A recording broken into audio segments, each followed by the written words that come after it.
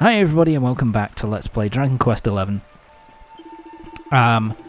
So last time out, we made our way back to Cobblestone and we were able to find out that the whole place has been pretty much destroyed by Jasper and his gang of dickheads. So yeah, he's a bit of a twat and he's destroyed Cobblestone completely. Which is a bit of a pain. We don't really know what's happened to everybody who was living here.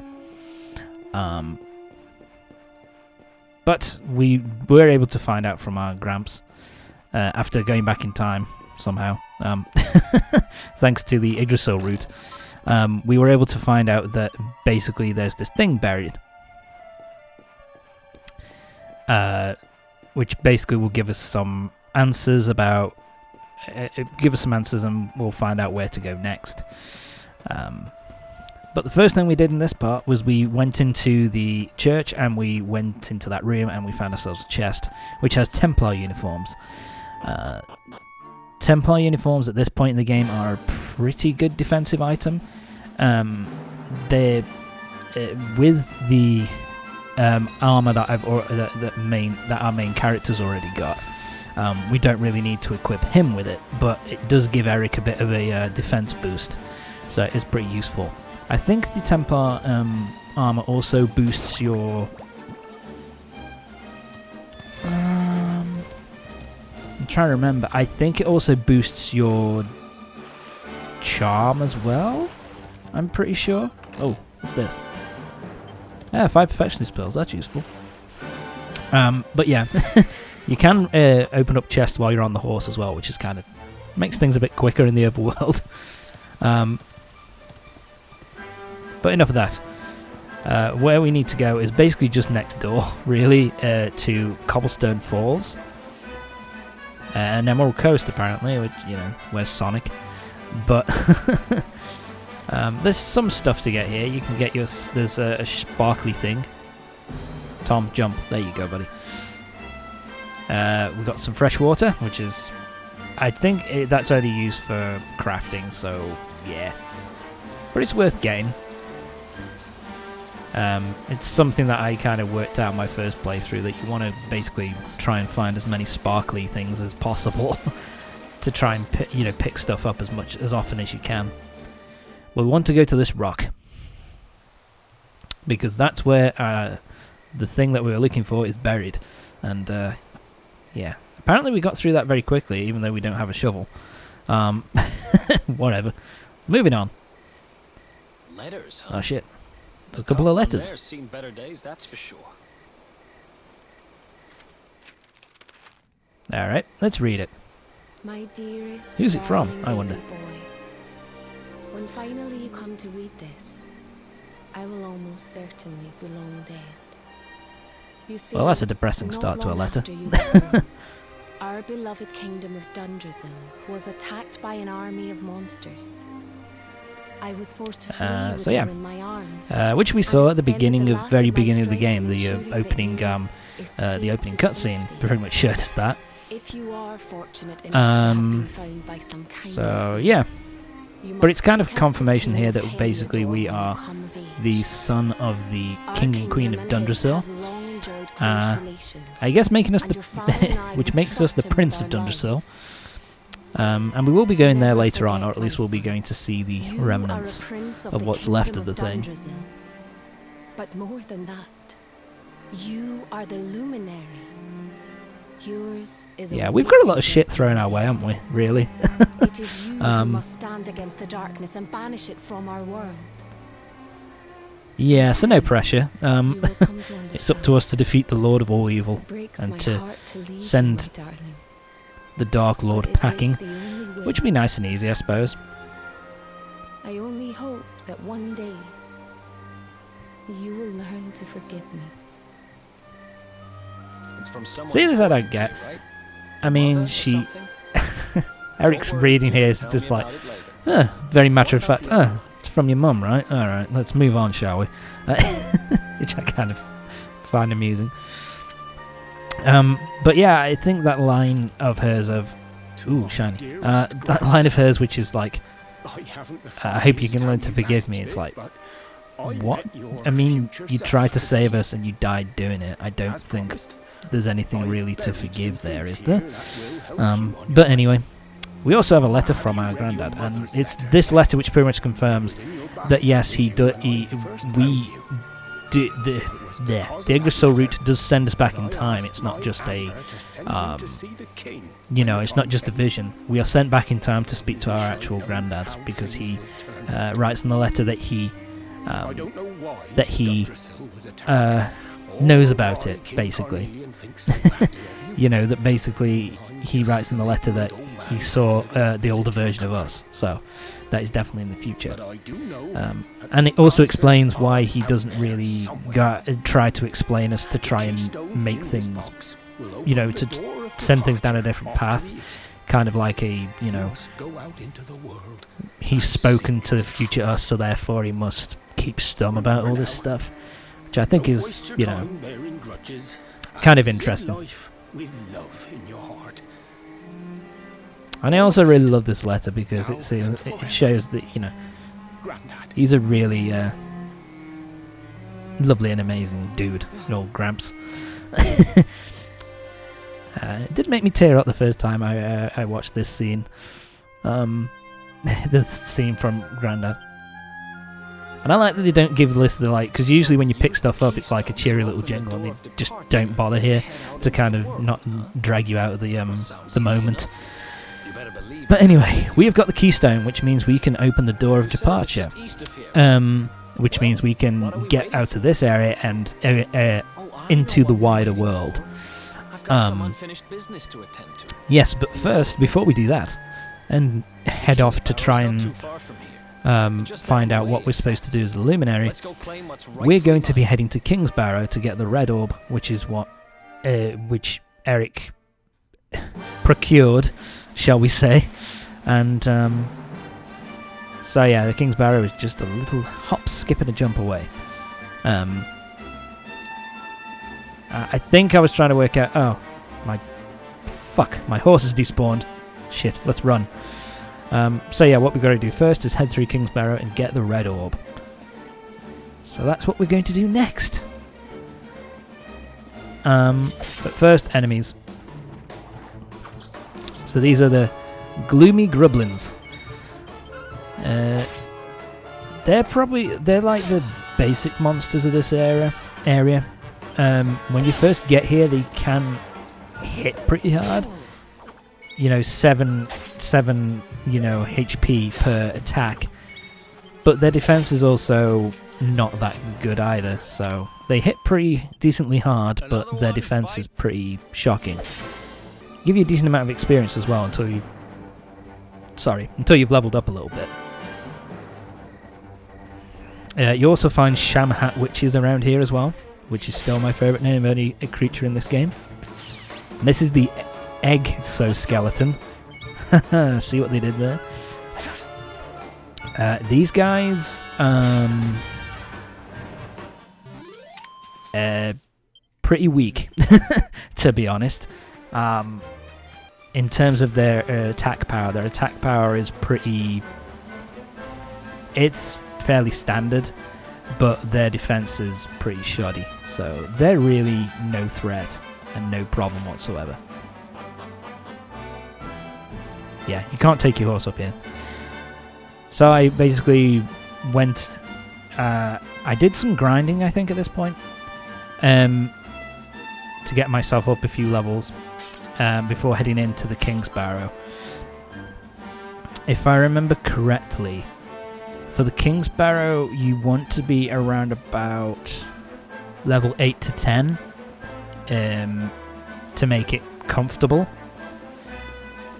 So yeah, get some items and then head on in to the Kingsbarrow, which I guess is pretty much the first proper dungeon of the game.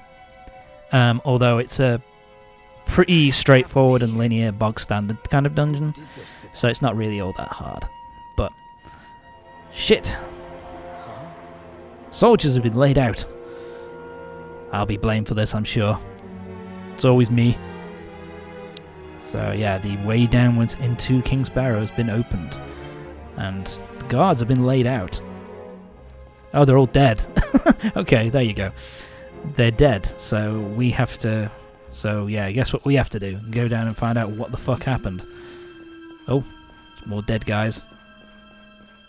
And with bats. God damn it, there's always bats in places like this. Oh god, it's another dead guy. Alright, let's move on. So many dead people. Makes me kind of depressed. Oh, smogs. Fucking assholes. Okay. So now the little devils are basically... We're a mini-boss, and now they're a standard enemy. These guys have the same tricks as the boss, really. Where they can zap you and cause you to dance and stuff like that, but their defense is way weaker. They have way less health, and they're pretty easy to defeat. Heal slimes, can you guess what these motherfuckers do? That's right. They heal. So, they're actually only in this area, this first area, I think, you find them kind of on their own. But then with other enemies, they're kind of mixed in, so kill them first. Their defense is fairly standard, but their attack is pitiful. They're basically one hit. Although I will say I do like their design. Kind of like blue jellyfish with orange tentacles. Kind of, I like the, it's kind of a cute design. But that doesn't matter now. So yeah. We want to go outside here because there's stuff for us to find. Yep, so we got ourselves a sparkly thing. Hardy hide. Oh god, that's hard to say. Hard. Fucking hell. But anyway, so yeah, that's basically for making armor. I can't get over there. Fuck. Yeah, that's basically the only thing about this area, is that there are two holes that lead to the outside of the Kingsbarrow, and one of them has a sparkly spot and the other one has a chest, so they're worth going after. Sorry. They're worth going after, but they're kind of on opposite sides, so there's one on the west side and one on the east side, I think. So you can't just use one and then make your way over to the next area. Yeah, so there's the exterior. Tom, thank you. So we're going to go this way first, and I'll fight you. So there's Smogs. Once again, these guys are... they have, I think, fire breath, which can cause a pretty good amount of damage if they decide to use it. And so they hit relatively decently hard for this point in the game. But their defense is pretty regular. 2 hits and they're down. And they give you decent experience points as well. Go away, heal slimes. I always like to get up to the correct level before I enter the dungeon. The reason being that then I can just fight enemies and ignore them depending on, what I feel like doing. Makes it easier. Especially when recording. But anyway, let's go to the chest, and in the chest we find a strength ring. This one's fairly self-explanatory. The strength ring increases your attack power. So your attack goes up, so it's taken Erik's up from attack power from 48 to 53. So it gives you a pretty sizable boost. And if you manage to rework it to a +3 strength ring, it does a really sizable amount of increased stability. So a group of enemies appears. So the Mech and Miner, these are what these are. They will increase the speed of the enemy. They are, in terms of attack power, they have a decent amount of attack power. But their major thing is that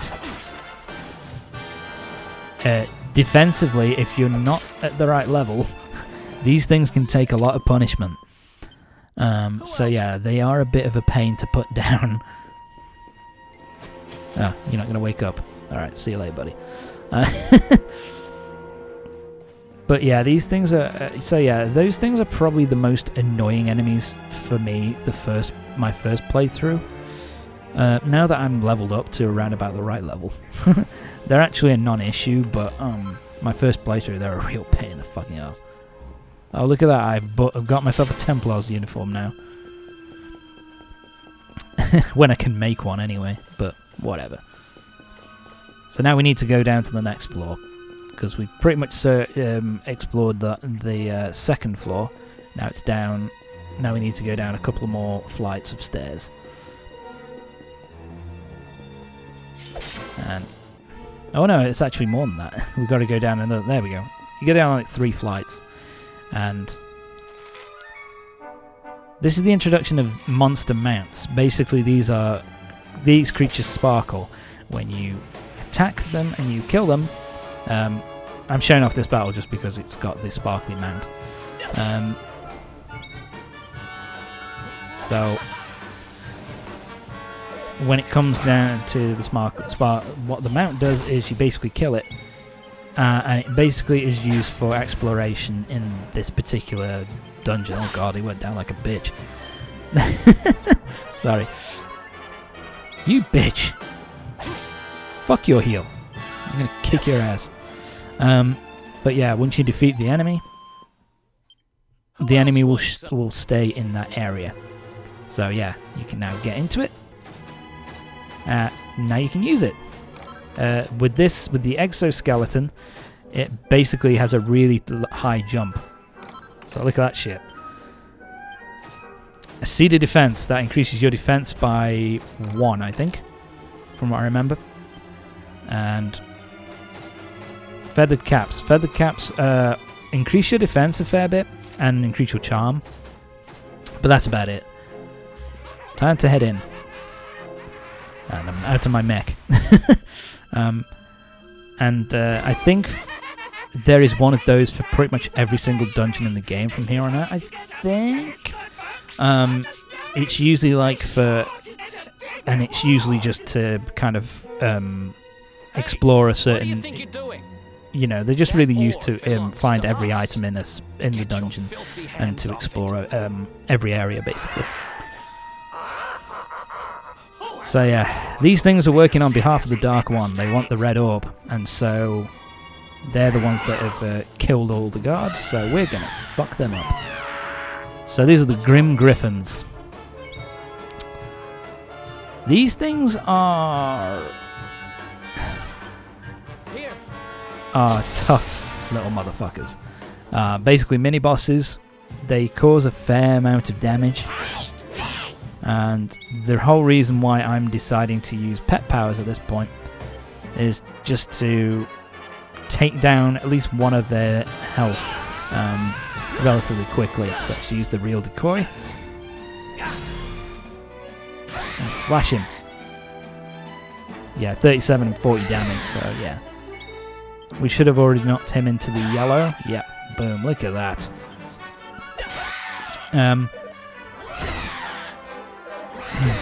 Basically, at this point in the game, there's really not a lot of strategies you can employ. Basically, there's very few strategies you can employ. You can basically try and get yourself pepped up, and you can cause a good amount of damage that way. Use Erik's Rubble Rouser, because that's pretty useful ability. Heal yourself up and just keep whacking it with attacks, because you don't really have anything to lower their defense, and you don't really have anything that can increase your attack either. So it's just a case of hitting these guys with everything that you can. But to be honest, in terms of attacks that they got, they don't really have a whole lot that can cause you a super amount of damage. Like, they hit you with they hit you twice with their attack, so it's a 9 9 HP loss every time. 8 or 9 HP loss every time, so that's a bit of a pain in the ass. But yeah, it's actually not all that. They're actually not all that hard. They hit for 9 HP, and they can decelerate you, which means that you are slower. I think that basically just means that you are more likely to miss, but defeating them pretty easily. And these mini bosses are pretty comfortable. If you're around about level 10 to 11, you'll take these guys out with no problem whatsoever. So basically, yeah, just use Rubble Rouser a lot. Try and get pepped up when you can, and smack them pretty hard. But there we go. We're done. And Erik gets his red ball back. It's back with its rightful owner now. And about time, too. Rightful owner.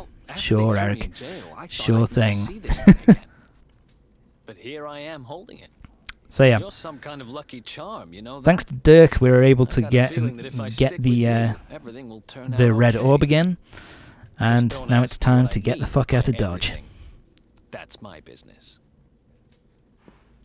Right. Yeah. So Erik is.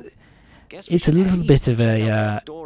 He has a little bit of a hidden agenda of his own, but we find out what that's about much later in the game. So once you're done here, we have learned a new magic ability called Evac. It's free to use, and basically it just takes you out to the entrance of the dungeon. So you don't have to go through all that if you want. I mean, if you wanted to, you could go back through and grind some more enemies, and you would get a decent amount of experience doing that. But it's not really worth it. So with that done, let's head back outside. And we're going to head back to the... Emerald Coast. And we're going to head to the... Sorry. We're going to head to the camp, and we're going to rest up. Fuck you, exoskeleton. Oh yeah, I showed this off because here, yeah, we got some sham hat witches as well. Again, I fucking love that name. And exoskeleton, and yeah, as you can see, I'm a little bit over leveled. We're winning pretty comfortably. But anyway, we are done. So that's it for this part of Dragon Quest XI. Join me next time for the next part, when we'll be heading off and escaping the Heliodor region and going to the wider world, and we'll be entering our next the next major place on our journey, and maybe meeting someone else, someone new. But anyway, see you next time.